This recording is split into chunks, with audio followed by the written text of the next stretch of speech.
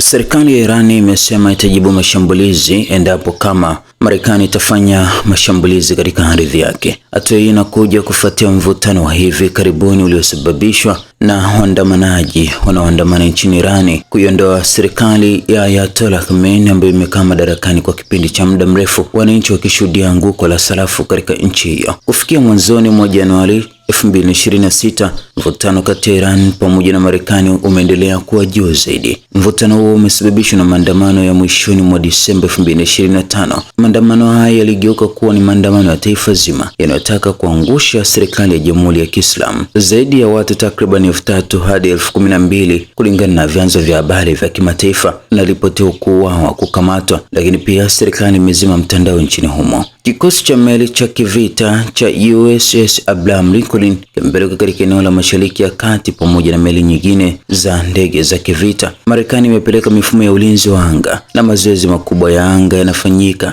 Takriban askari 50,000 wa Marekani wapo tayari katika eneo hilo kwa ajili ya vita. Uingereza pia imetuma ndege za kivita. Hii inaonekana wazi kwamba kutaibuka mzozo mkali huko Mashariki ya Kati. Rais Trump ametoa onyo mara kadhaa kupitia katika kurasa zake za mitandao ya kijamii kwamba wakati unaisha kwa mpango wa nyuklia na kwamba Iran itapata jambo zaidi ikiwa itaendelea kuua waandamanaji au kushindwa kujadiliana. Iran imejibu kwa ukali kupitia kwa waziri wake wa mambo ya nje, na viongozi wa IRGC wamesema watajibu kwa nguvu zote ikiwa watashambuliwa hata kidogo dhidi ya Marekani. Programu ya nyuklia Iran bado ni swala kuu dhidi ya serikali ya Marekani, hasa Donald Trump ambaye anataka Iran kuachana na mpango huo wa utengenezaji wa nyuklia. Iran inasema programu yake ni ya amani na iko tayari kujadiliana kwa heshima ya pande mbili, lakini haitasita kuchukua hatua kama Marekani ikifanya mashambulizi katika ardhi yake. Nchi za Ghuba kama Qatar, Saudi Arabia, Oman zinajaribu sana kuzuia vita kupitia mazungumzo, lakini pia baadhi ya nchi hizo zimesema hazitaruhusu anga kutumika kushambulia Iran.